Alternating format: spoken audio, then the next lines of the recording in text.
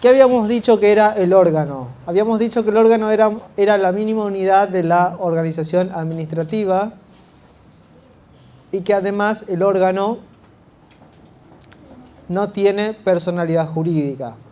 El órgano es un centro de imputación de competencias.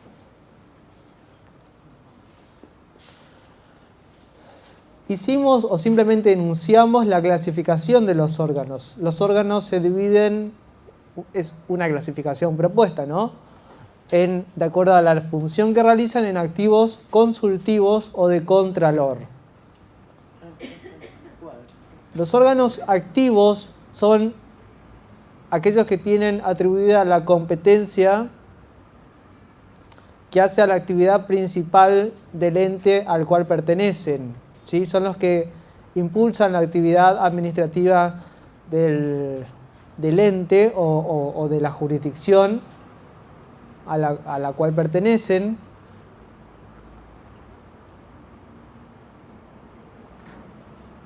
Y con motivo de esto, el principal producto de la función que realiza un órgano activo es un acto administrativo o un contrato administrativo. En el caso de los órganos activos, los órganos consultivos y de contralor, tal vez nos resulte un poco difícil diferenciarlos, porque ¿cuál es la diferencia entre un órgano de contralor y un órgano consultivo? Si nosotros pensamos, por ejemplo, en una dirección de asuntos jurídicos de algún ministerio o de algún ente descentralizado. Una dirección de asuntos jurídicos es un órgano, para empezar, ¿sí? Para empezar es un órgano. Tiene atribuidas competencias, sin duda, tiene atribuidas competencias. Ahora, nosotros sabemos lo que hace una dirección de asuntos jurídicos. Dictamina en los procedimientos administrativos, evacúa consultas jurídicas de cualquier área y demás. ¿Es consultivo o de contralor? Cuando emite un dictamen jurídico, ¿es una actividad de consulta o está controlando? Parecería a primera vista que son las dos cosas, ¿no? Porque el dictamen no es vinculante. Pero la contralor lo hace igual, porque no sea, Es una opinión. Mira tu expediente, pero es una opinión que está vinculada a la legalidad. Es una opinión que está vinculada a la legalidad, dicen ustedes. Bien. Lo primero que tenemos que apreciar es que claramente no es activo, ¿no? No es un órgano activo porque la Dirección de Asuntos Jurídicos del Ministerio de Turismo no es el órgano dentro del Ministerio de Turismo que tiene a su cargo llevar adelante la principal función de un Ministerio de Turismo. Eso corresponderá en su caso al secretario de Turismo o al subsecretario de Promoción Turística, por ejemplo, ¿no? Por dar un ejemplo.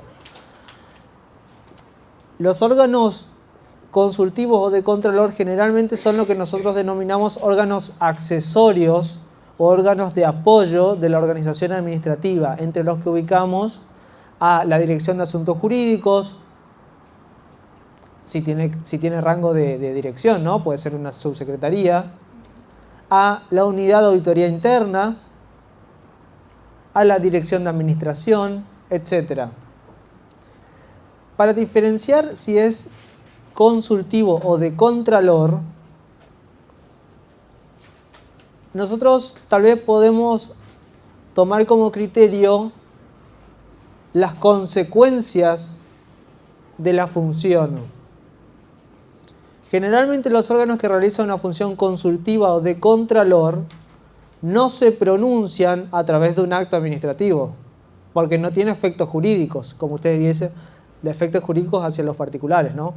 Se manifiestan a través de actos internos que reciben el nombre o son de la especie de los dictámenes o los informes, pero también puede ser un visto o también puede ser una objeción. Ha recibido distintos nombres, ¿no? La intervención de estos órganos. Lo que tienen de común estos dos órganos es que implica una tarea de verificación. El órgano que hace, el órgano verifica un acto o un hecho y lo coteja con ciertas reglas. Esas reglas pueden ser reglas jurídicas o técnicas. Y a partir de eso emite un producto, que ese producto puede ser un informe o un dictamen. Es decir, ante un hecho o acto lo coteja con reglas técnicas, pueden ser jurídicas, pero no necesariamente pueden ser jurídicas. Pueden ser jurídicas, pueden ser médicas, pueden ser contables, financieras, de administración, de gestión. Y en base a eso emite un producto. En el caso del dictamen jurídico, el órgano de servicio jurídico coteja, por ejemplo, en el caso de un proyecto de acto administrativo, lo coteja con normas jurídicas, con derecho administrativo. Y en base a eso emite un dictamen. En el caso de la unidad de auditoría interna, va a evaluar determinada gestión y va a decir, bueno, esta gestión en base a las normas de auditoría no cumple y tiene las siguientes observaciones. Volviendo a lo que decía hoy, la diferencia entonces entre consultivo y de control, tal vez lo podemos ver en los efectos. Y tal vez podríamos decir que en el caso de los órganos de control, el efecto es vinculante o tiene la facultad de obstruir el procedimiento, ¿sí? Como en su momento lo tenía el Tribunal de Cuentas,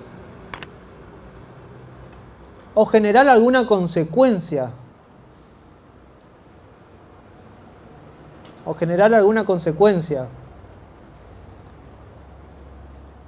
En cambio, el órgano consultivo se expide a través de un acto que generalmente recibe el nombre de dictamen, es no vinculante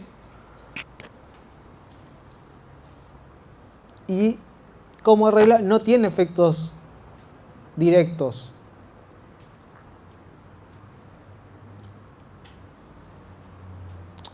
En la naturaleza, los dos son control. Por supuesto que los dos son control. O pueden ser control. Pero no necesariamente. ¿Qué quiero decir con esto? Las direcciones de asuntos jurídicos tienen generalmente como una de sus competencias evacuar consultas jurídicas de las áreas. Un dictamen que simplemente evacúa una consulta no es un control. Es una actividad consultiva, netamente consultiva.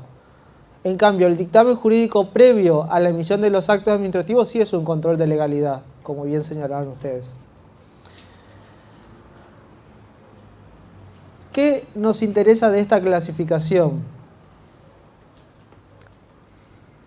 Dos cosas. Primero, que los órganos consultivos y de contralor están generalmente, como yo bien dije, están en una actividad accesoria de la organización administrativa, están en un rol accesorio. No son quienes tienen el principal protagonismo de la organización. Por supuesto que llevan una misión muy importante, pero no son quienes tienen el principal protagonismo, son órganos de apoyo de la organización. Y por otro lado, los órganos consultivos y de contralor generalmente realizan o llevan adelante competencias que tienen un fuerte contenido técnico, lo cual obsta, como veremos más adelante, el Instituto de la Vocación, por un lado. Y por otro lado, generalmente, para que una persona titularice el órgano, o sea titular de un órgano consultivo de contralor, se le exigen mayores requisitos. Esto es, para ser director de asuntos jurídicos, yo tengo que tener como mínimo el título de abogado. Ahora, para ser secretario de salud o para ser ministro de salud, yo no tengo que tener el título de médico. Parece paradójico, pero no es necesario tener el título de médico. De hecho, nosotros tuvimos ministros de economía que eran abogados, por ejemplo. ¿Sí? En cambio, para los órganos consultivos de contralor, generalmente se le exige algo más al titular del órgano. En cuanto a su integración, ya vimos la clase pasada que pueden ser unipersonales o colegiados. Tenemos que siempre tratar de detectar cómo se conforma el órgano, si es unipersonal o colegiado. Porque en el segundo caso, la toma de la decisión lo hacen todos los miembros del órgano y no solo uno de sus integrantes. Hay una relación entre órgano y funcionario, ¿sí? Pero no son equivalentes, porque un órgano puede estar integrado o titularizado por varios funcionarios, que es el caso de los órganos colegiados, como por ejemplo el consejo directivo de alguna facultad o la Cámara de Diputados, ¿sí? O el Consejo de la Magistratura. Está integrado por varias personas físicas que invisten el carácter de funcionarios, pero comparten esa titularidad con otros funcionarios. Entonces, repito lo que yo dije en la clase pasada, cada una de esas personas en forma individual no puede exteriorizar la voluntad del órgano por sí solo. Funcionario, órgano. Son dos cosas distintas. Si un órgano está integrado por varios funcionarios, cada uno de ellos en forma individual no puede exteriorizar por sí solo la voluntad del órgano. Si no es así, hay una confusión entre funcionario y órgano, entonces los actos del funcionario son los actos del órgano, en la medida de su competencia. Además, otras posibles clasificaciones es a través del nivel que tiene el órgano. Hay órganos que son constitucionales, porque están creadas en la propia Constitución. Por ejemplo, el órgano jefe de gobierno, el órgano ministro,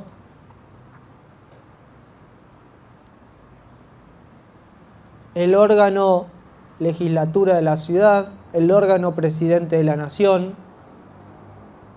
Y hay órganos que son infralegales.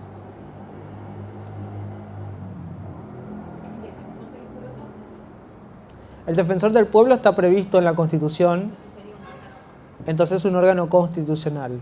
A nivel nacional, por ejemplo, la Auditoría General de la Nación está previsto en la Constitución, está previsto en la Constitución después del 94, pero ya existía con rango infraconstitucional desde antes, desde el 92-93, por la ley 24.156. Conflictos entre órganos de una persona jurídica. ¿Pueden entrar en conflictos dos órganos de una misma persona jurídica? Sí, pueden entrar en conflictos. ¿Lo resuelven judicialmente? No. La regla es que no. Lo resuelve según la ley de procedimiento administrativo, tanto nacional como de la ciudad. La regla es que lo resuelve el superior jerárquico común. Y yo agrego una cosa más, que me parece que en la ley de la ciudad tal vez, no sé si está lo suficientemente claro, es el superior jerárquico común inmediato de los dos. Porque dos órganos pueden tener muchos superiores jerárquicos común, pero es el inmediato superior. Entre los dos. Entre los dos, exactamente. Esto en la ley de procedimiento administrativo generalmente está desarrollado como el conflicto de competencias.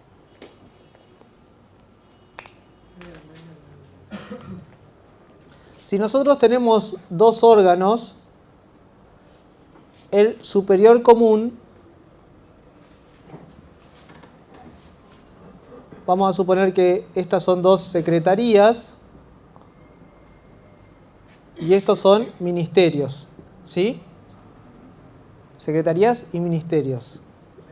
Y aquí vamos a poner al presidente. Simplificamos el esquema, con el jefe de gabinete lo sacamos momentáneamente. ¿Cuál es el superior común de estas dos secretarías? El presidente. quien ante un conflicto entre estas dos secretarías, quien resuelve el conflicto sería el presidente. Ahora bien, si esta secretaría dependiera de este ministerio, ¿quién es el superior común? El ministro, pero también lo es el presidente. ¿Me entienden? Entonces, la idea es el superior común, pero que sea inmediatamente superior.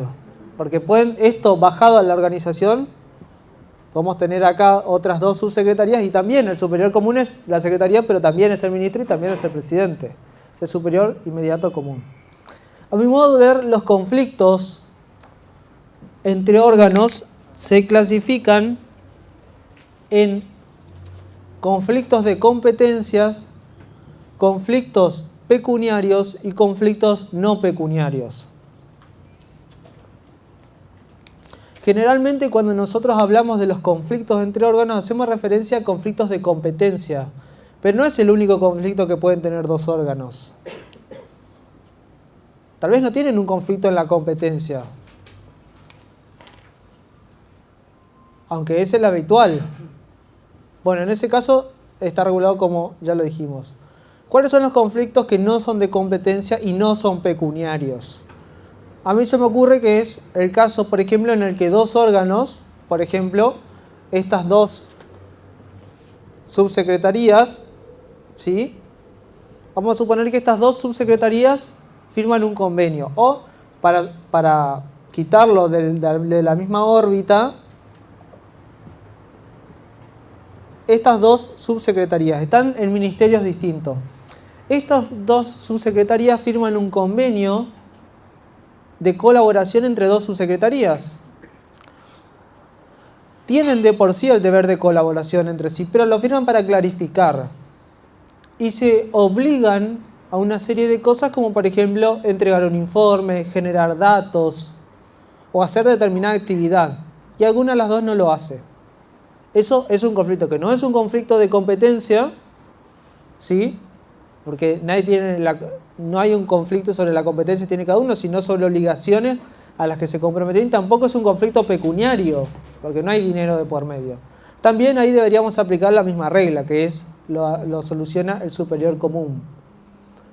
Y por otra parte están los conflictos pecuniarios, para lo cual tanto en la nación como en la ciudad existen leyes específicas que las vamos a ver la próxima clase, ¿sí? Pero los conflictos pecuniarios, igual que los conflictos de competencia, se pueden dar entre órganos o entre entes, es decir, personas jurídicas. Bien, entonces dijimos, los conflictos interorgánicos entre órganos son distintos de los conflictos intersubjetivos. Cuando hablamos de conflictos intersubjetivos hacemos referencia a conflictos entre personas jurídicas. Cuando hablamos de conflictos interorgánicos son entre dos órganos de la misma persona jurídica.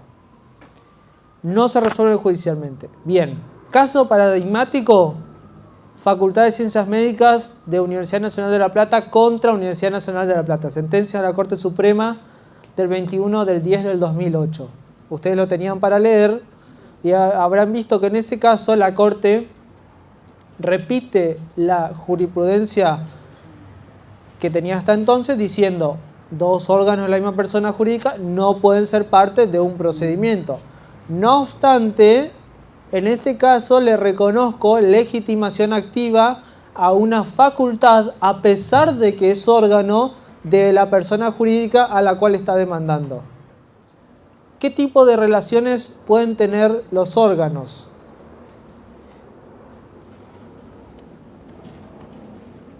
Vamos a ver enseguida que los órganos pueden tener relaciones jerárquicas, que es lo que generalmente se menciona. Todos los autores dicen que uno de los principios de la organización administrativa es la relación jerárquica. Y nosotros sabemos que del órgano superior al órgano inferior hay una relación de jerarquía, ¿no? De ahí viene la denominación de recurso jerárquico. Es porque lo resuelve el superior jerárquico. Pero no es la única relación que pueden tener los órganos. Los órganos también tienen relaciones de cooperación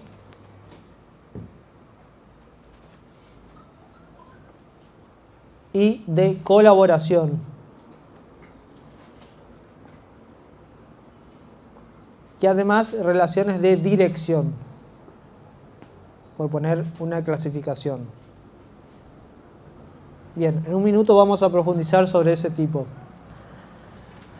Aquí nos aparece una cuestión controvertida. ¿Quién crea los órganos de la organización administrativa? Esta pregunta la dejamos planteada ahora y lo vamos a resolver en un segundo cuando ingresemos de lleno en la técnica de la desconcentración. ¿Quién crea los órganos de la organización administrativa? ¿Lo crea el Poder Ejecutivo o lo crea el Poder Legislativo? Nosotros, a partir de esta materia, si queremos denominarlo técnicamente, no tenemos que decir más el presidente, el jefe de gabinete, el ministro. No, es el órgano presidente de la nación, el órgano jefe de gabinete, el órgano ministro, el órgano director general o el órgano dirección general. Y tenemos que pensar, ¿es unipersonal, es colegiado, es activo, es consultivo, es de contralor? ¿Quién los crea? ¿Quién crea el órgano presidente de la nación? La Constitución. ¿Quién crea el órgano ministro? La Constitución. ¿Quién crea el órgano jefe de gabinete en la ciudad?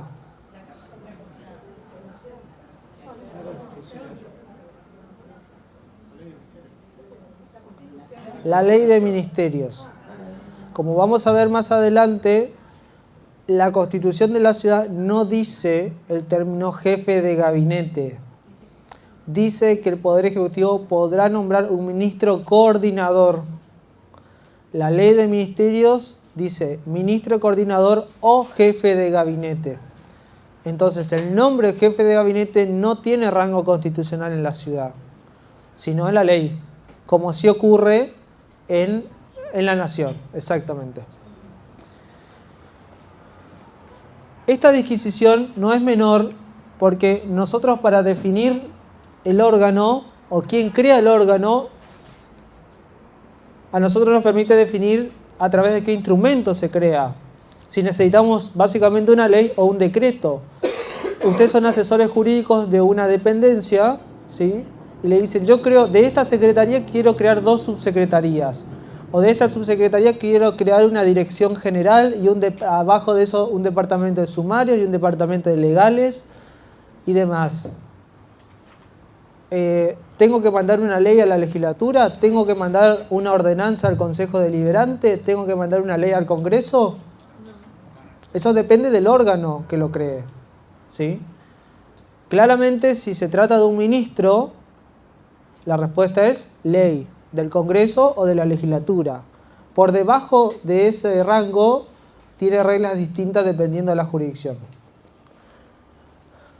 Hagamos un breve repaso por el concepto de competencia, porque los 2 conceptos claves de esta materia son órgano y competencia. ¿Qué es la competencia? Ustedes que lo tienen fresco. La medida de la potestad. ¿Es la medida de la potestad? Bueno, en términos judiciales se dice que es la medida de la jurisdicción, ¿no? La competencia se define como el complejo de funciones atribuido a un órgano administrativo o como la medida de la potestad atribuida a cada órgano, o dicho de otro modo, el conjunto de facultades, poderes y atribuciones que corresponde a determinado órgano. La competencia entonces es básicamente el conjunto de atribuciones que tiene un órgano. ¿Cómo se clasifica la competencia? Expresa, implícita o inherente. Esto ustedes ya lo habrán visto en acto administrativo, porque el concepto de competencia lo estudiamos desde 2 facetas, como elemento del acto administrativo y como principio de la organización administrativa.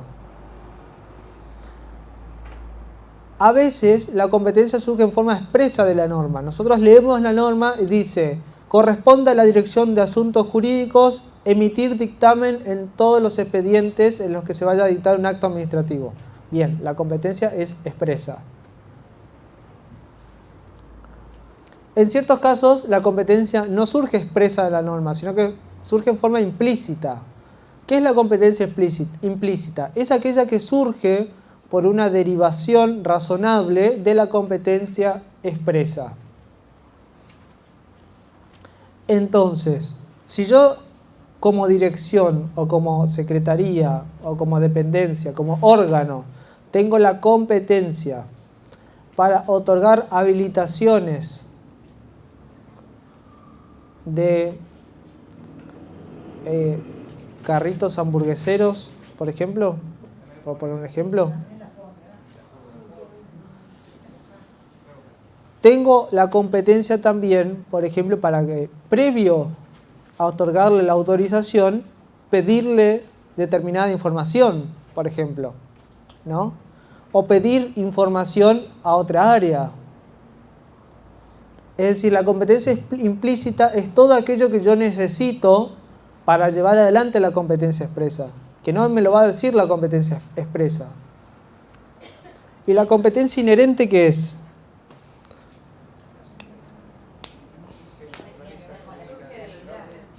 ¿Cómo? Surge de la especialidad.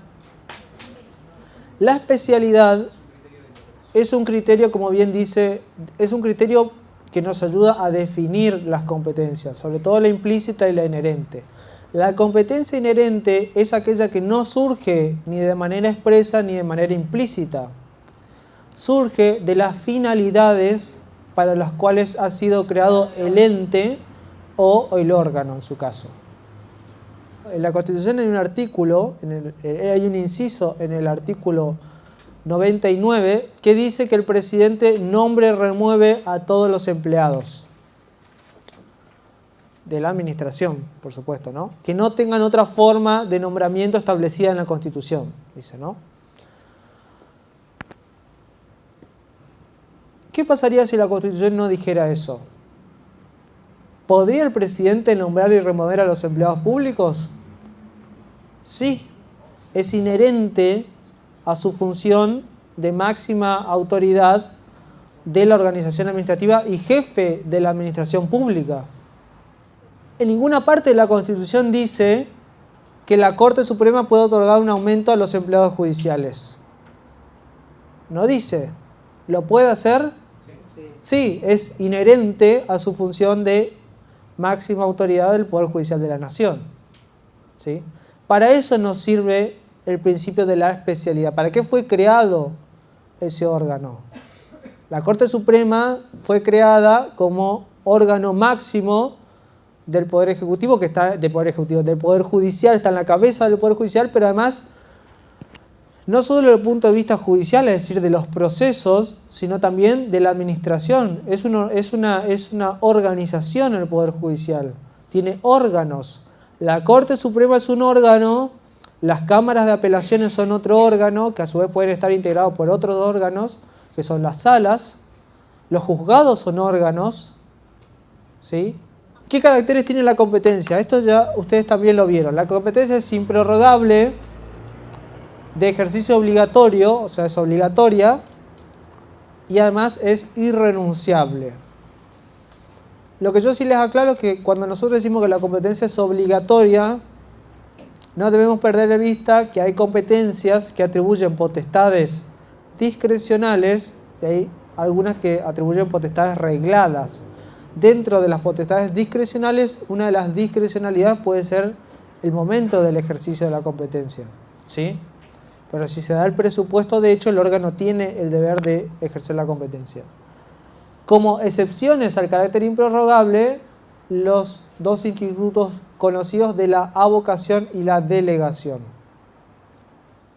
Estos son los dos artículos donde está legislada la competencia en la Ley de Procedimientos Administrativos y en la Ciudad, en el artículo 2 y en el artículo 3, respectivamente. ¿Cuál es la diferencia entre los dos? Porque son prácticamente iguales y más allá de las disquisiciones. La diferencia está en la última parte.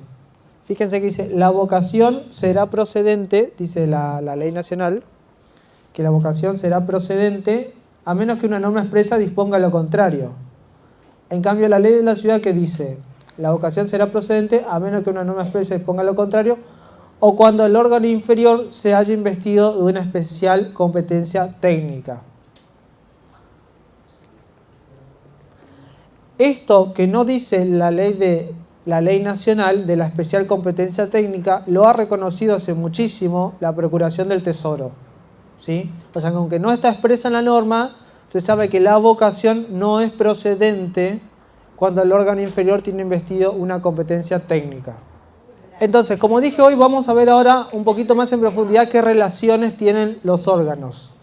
Los órganos tienen no solo relación de jerarquía, sino también de cooperación o colaboración y además de coordinación. Y ahí no está mencionado, pero también tiene una relación de dirección. Pueden tener una relación de dirección. La relación de jerarquía es tal vez la más conocida, pero no es la única. La relación de jerarquía nos implica, la jerarquía en la organización administrativa implica dos cosas. Primero, es un modo de relación de los órganos. Y segundo, es un modo o es una técnica para organizar la organización. La organización administrativa está organizada en forma jerárquica. ¿Qué significa esto? En forma piramidal, ¿sí? Donde hay órganos superiores y hay órganos inferiores. En el caso de la relación de jerarquía, existen grados en la organización o categorías superiores e inferiores. De modo que un órgano que está ubicado en un cierto orden de la escala jerárquica está por debajo de unos, pero por encima de otros. El órgano superior contiene las competencias del órgano inferior. Volviendo al ejemplo que yo diseñé acá,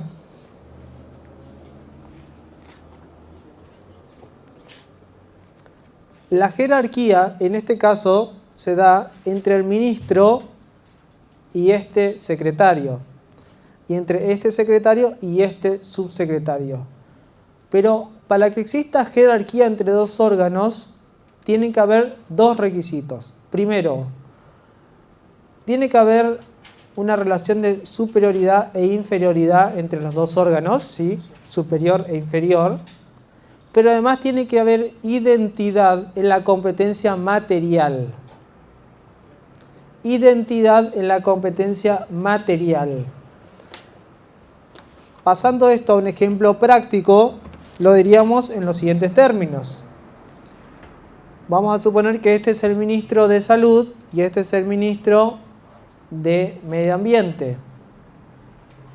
Este es el secretario de Salud y este es el secretario de Medio Ambiente, ¿sí? Este secretario es superior o es inferior al ministro. Es inferior al ministro. Claramente, desde el punto de vista de los niveles de la organización, es inferior, porque uno es ministro y el otro es secretario.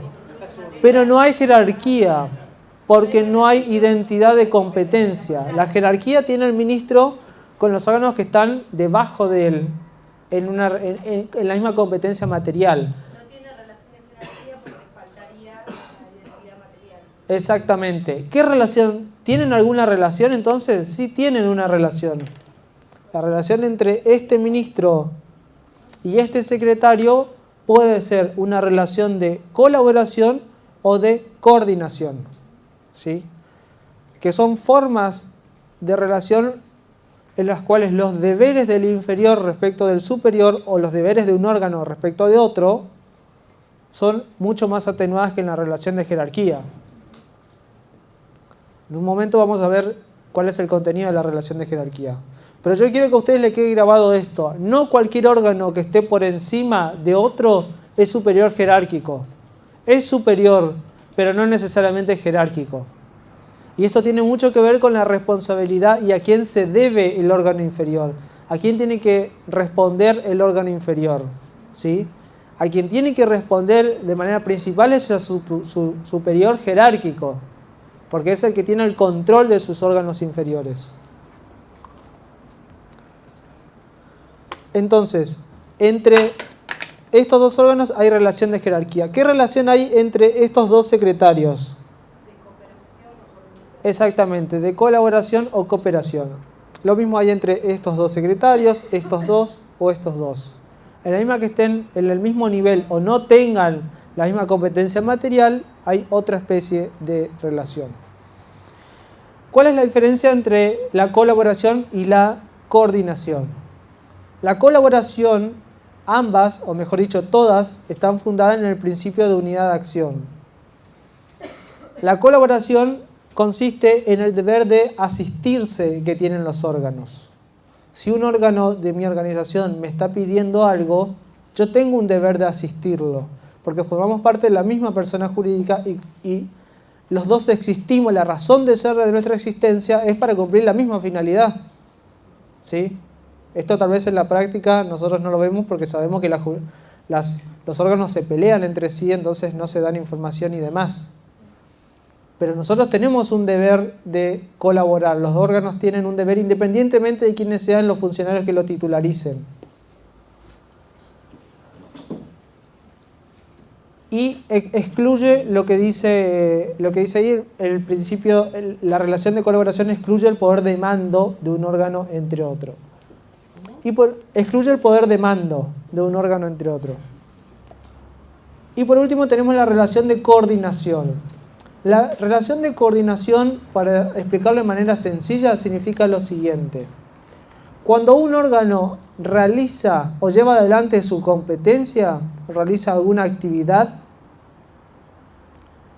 debe tener en cuenta las actividades o el ejercicio de la competencia que están haciendo los otros órganos, a fin de evitar conductas contradictorias.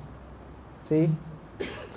Entonces, si la Secretaría de Deportes va a organizar una maratón por la Avenida Libertador y la Secretaría de Obras Públicas ese fin de semana va a cerrar la Avenida Libertador para pintar la calle, claramente tenemos un conflicto entre los dos órganos. Hay una falla en el deber de coordinación de los órganos.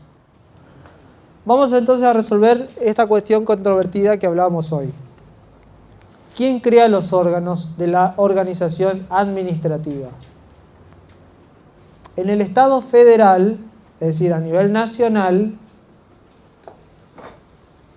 los ministros del Poder Ejecutivo están creados en la Constitución. Eso no tenemos conflictos. Según el artículo 100, lo que corresponde al Congreso por ley es definir el número y competencia de los ministros. Pero, ¿cuántos órganos van a haber? Pero la existencia de la figura de ministro ya está prevista en la Constitución.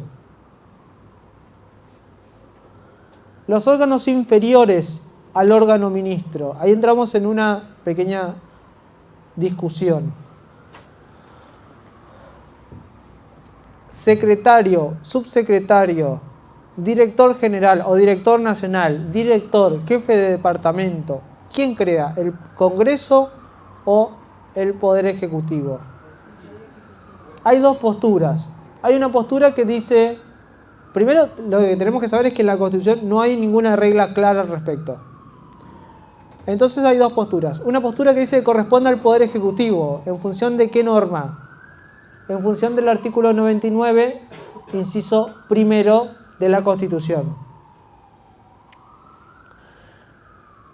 ¿Qué dice el 99, inciso primero? Exactamente, que el presidente es el jefe político de la administración. ¿Sí? Acuérdense que después del 94 se agregó el concepto de jefe político de la administración. Y una segunda postura dice que es el Congreso. Entonces, según esta segunda postura, cada vez que yo quiero crear una subsecretaría de Estado, por ejemplo, tengo que mandar una ley al Congreso.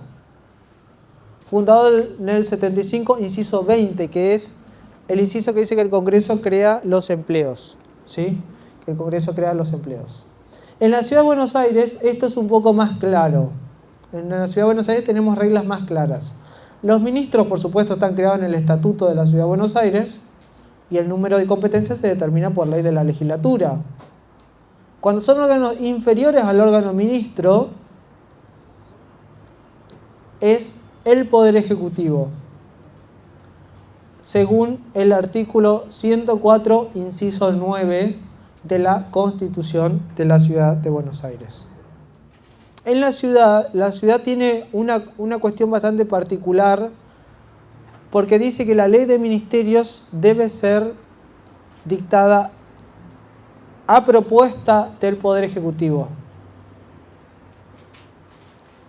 Y a su vez, en la parte de la legislatura dice que la legislatura de la ciudad sanciona la ley del ministerio propuesta por el Poder Ejecutivo. Con lo cual parecería que la legislatura no puede dictar una ley, no puede tener la iniciativa, digamos, en la ley de ministerios, ¿sí? Le corresponde solo aprobarla, lo cual a su vez nos genera dudas si la puede modificar. Las dos técnicas para organizar la administración son la desconcentración y la descentralización.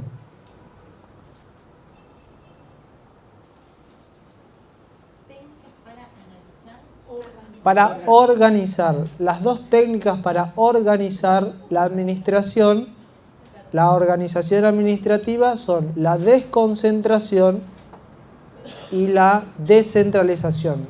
Son técnicas de distribución de competencias, ¿sí? Las dos son técnicas de distribución de competencias. En general tienen la misma definición, solo que se cambia en una parte. ¿Qué es la desconcentración? ¿En qué consiste? Consiste en la transferencia de la titularidad y del ejercicio en forma total y permanente a través de una norma de alcance general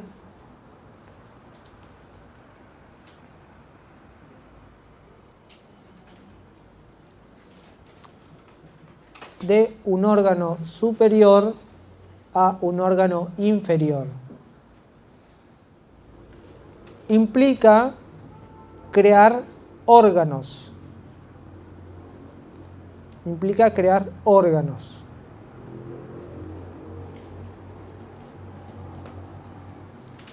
La desconcentración es una técnica que opera dentro de la misma persona jurídica, ¿sí?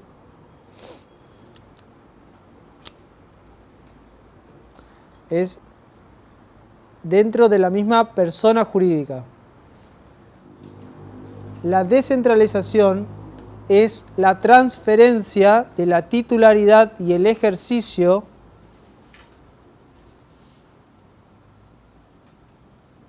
en forma total y permanente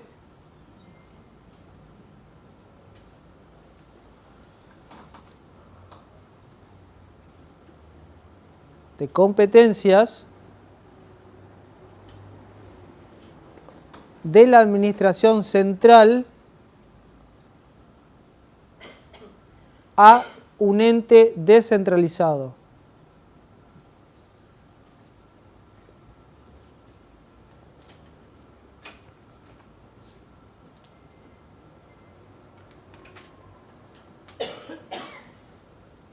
A partir de la técnica de la descentralización, yo creo entes descentralizados, que pueden ser de tres tipos: los entes autárquicos,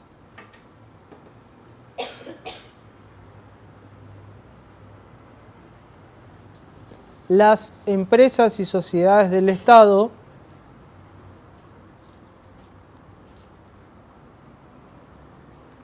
y además los entes autónomos.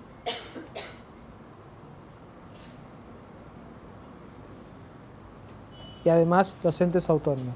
¿Sí? Bien. Como verán, tienen caracteres comunes las dos definiciones, pero uno me permite crear una persona jurídica y el otro no.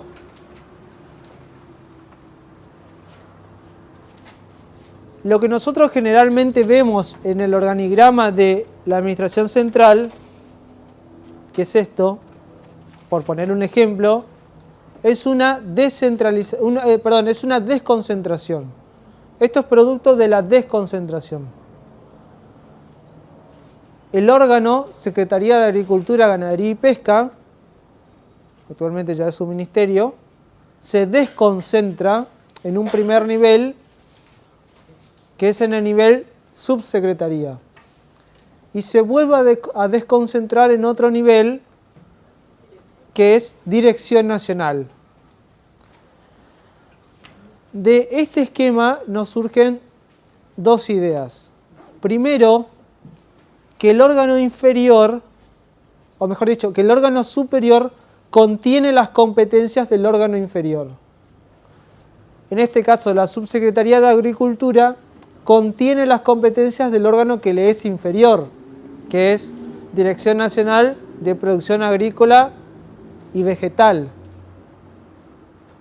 Cuando yo escribo las competencias de los órganos, y esto les digo por si algún momento a ustedes les toca diseñar esto, el órgano jerárquicamente superior tiene que tener una competencia que se vincule con el órgano inferior, porque eso es motivo de la relación de jerarquía. Es el superior jerárquico, entonces tiene que tener la competencia también. Eso por un lado. Por otro lado, hay una idea de que a medida que vamos descendiendo en la organización administrativa, las competencias se van haciendo más específicas. ¿Sí? En el caso de la Secretaría, las competencias son más genéricas y cuando llegamos a este nivel, que es por ejemplo el nivel de dirección, ¿sí? 3 escalas por debajo, las competencias son más específicas. Entonces, cuando más vamos descendiendo, más específicas se van haciendo las competencias. ¿Qué relaciones vemos ahí? Como está trazado este esquema, lo que vemos más que nada son relaciones de jerarquía, por cómo están trazadas las líneas, ¿ven? Que es de superior e inferior. Pero en realidad estos órganos pueden tener otros tipos de relaciones. La Subsecretaría de Agricultura con la Subsecretaría de Ganadería y Pesca, ¿qué tipo de relación puede tener? De cooperación. Bien, y entre la Secretaría de Agricultura y la de Lechería se trataría de una relación de jerarquía. ¿Qué contenido tiene entonces la relación de jerarquía? Si esto está en la diapositiva que sigue. Bueno, acá lo vemos un poco más específicos, ¿no? A medida que vamos descendiendo, y esto nos pasa cuando consultamos los organigramas. Vemos que si nosotros buscamos el organigrama de la Administración Central, vamos a ver hasta el nivel de los ministros, secretarios, subsecretarios y tal vez hasta ahí. Pero en realidad si profundizamos en nuestro análisis, seguramente debajo del subsecretario hay direcciones nacionales, direcciones, departamentos y demás. ¿Sí?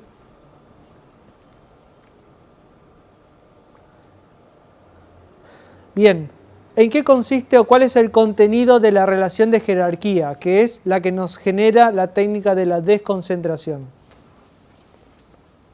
La relación de jerarquía implica una serie de atribuciones del órgano superior sobre el órgano inferior.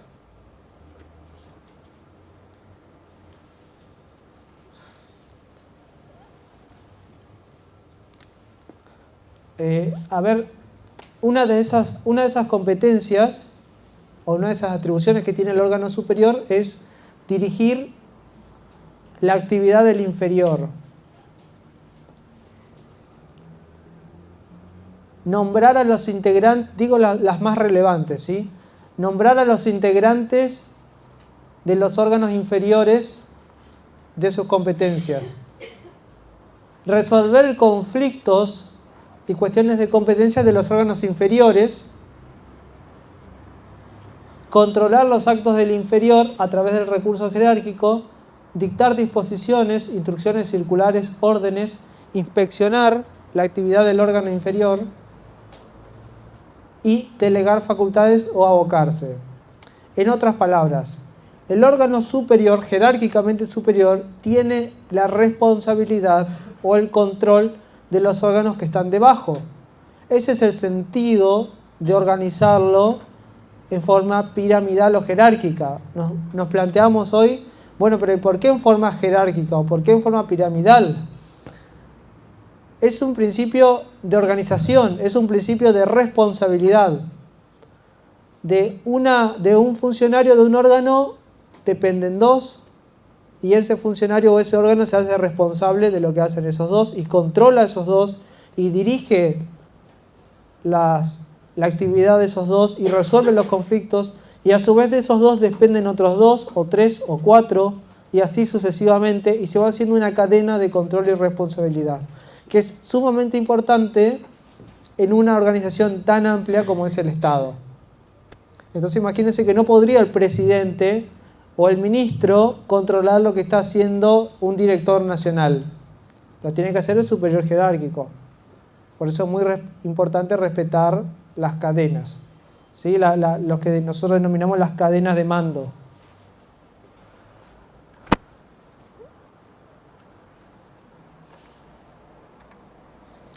¿Cuáles son entonces las dos excepciones a la competencia y también a la jerarquía? La delegación y la avocación, exactamente, la delegación y la avocación. Me quedé sin micrófono de nuevo. ¿Qué son la delegación y la avocación? Son técnicas de redistribución de competencias. Técnicas de redistribución de competencias.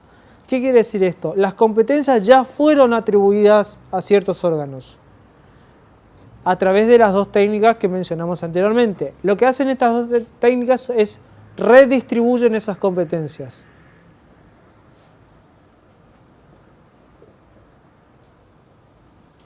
¿Y en qué consiste o cómo se define cada una? Vamos a dar la definición de las dos, porque también, al igual de lo que vimos hoy, podemos definirla en forma bastante parecida. La vocación implica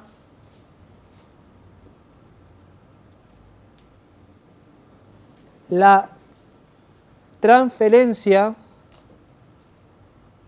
del ejercicio,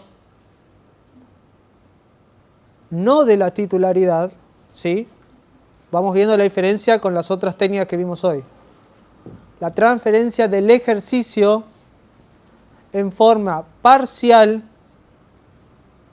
y temporal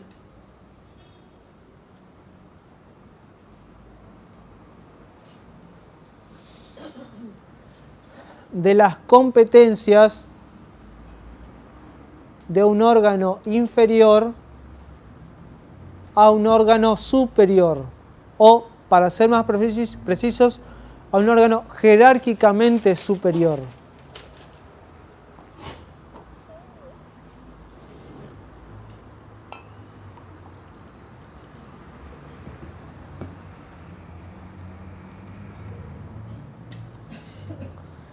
Y la vocación se realiza a través de un acto particular. ¿Qué es la delegación? Cerramos entonces la idea con la definición de la delegación. Sería, en cierto modo, el proceso inverso. La delegación es la transferencia del ejercicio, no de la titularidad, en forma parcial y transitoria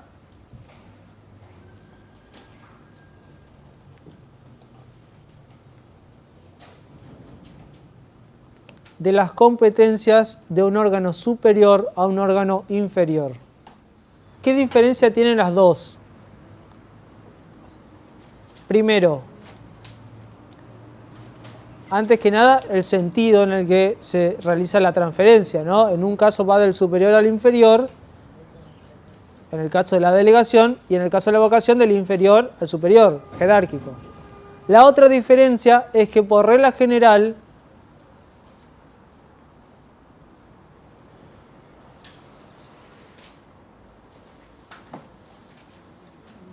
la delegación no está permitida y la vocación sí. Por regla general, la vocación está permitida y por regla general, la delegación no está permitida. La delegación de competencias.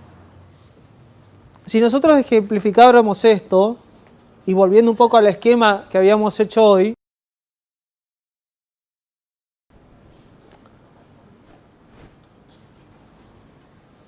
este órgano tiene asignado competencias. Y con esto me detengo un momento solo para hacer una aclaración. Todos los órganos de la administración tienen que tener asignada una competencia, una o varias. Y nosotros debemos poder detectar cuál es la norma que asigna competencias.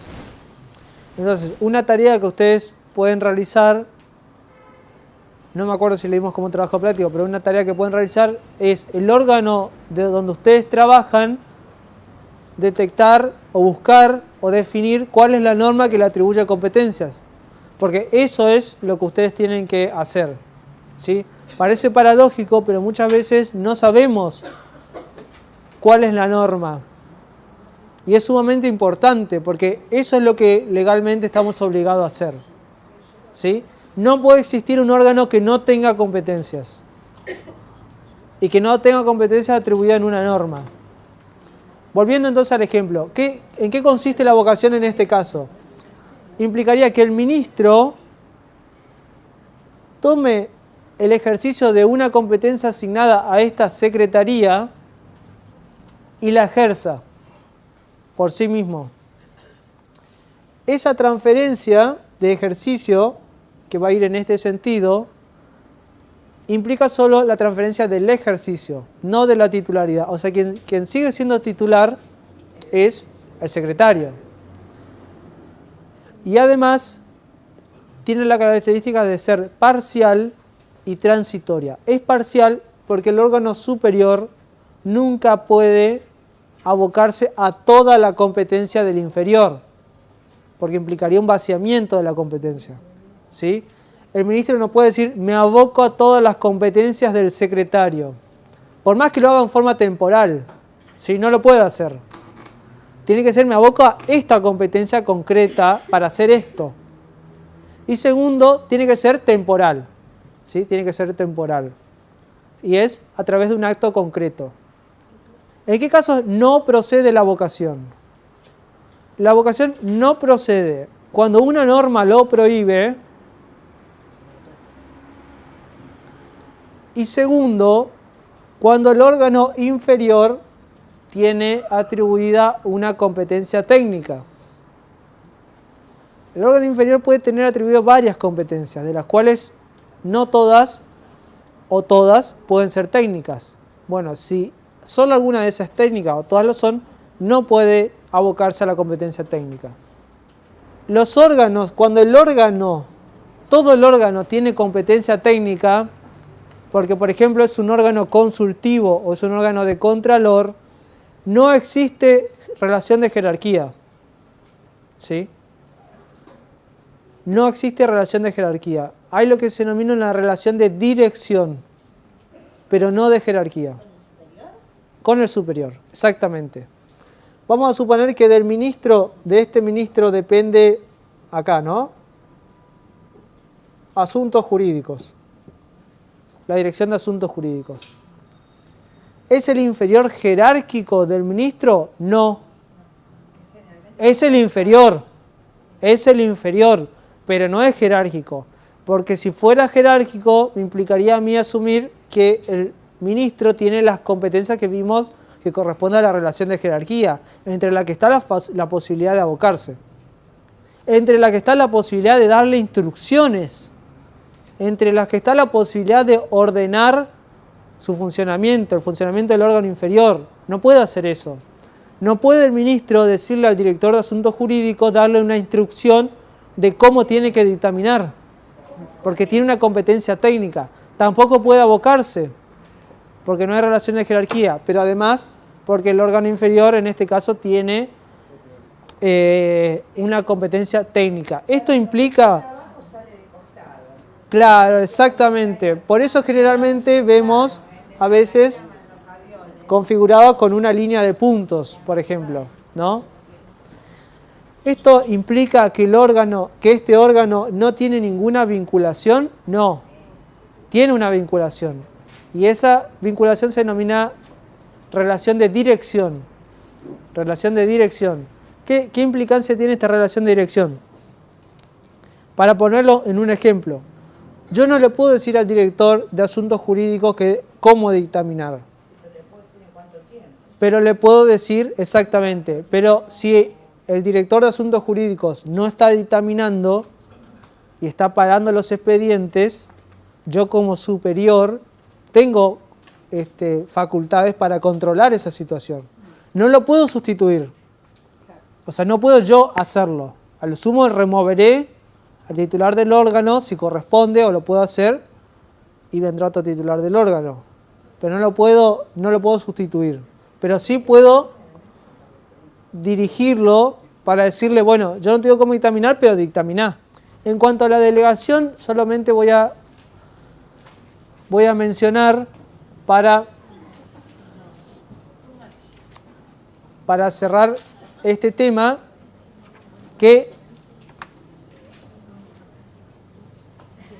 la delegación ocurre o puede ocurrir entre un órgano a otro órgano, ¿sí? O desde la administración central a un ente descentralizado. ¿Qué quiere decir con esto? Dentro de la delegación puede ser dentro de una relación subjetiva, es decir, de la administración central a un ente centralizado, o de dos órganos. Lo que está regulado en la Ley de Procedimiento Administrativo es la delegación entre dos órganos. Por eso lo clasificamos como intersubjetiva o interorgánica. La regla entonces es que la delegación no está permitida. La regla es que la delegación no está permitida. No confundamos la delegación de competencias dentro de la organización administrativa con la delegación legislativa, que es una especie de delegación regulada constitucionalmente y que ocurre entre dos órganos constitucionales, que a nivel nacional es el Congreso y el Poder Ejecutivo. ¿Sí? Son los reglamentos delegados. Y hasta ahí terminamos. Los decretos de necesidad de urgencia no son una forma de delegación. Muchas gracias.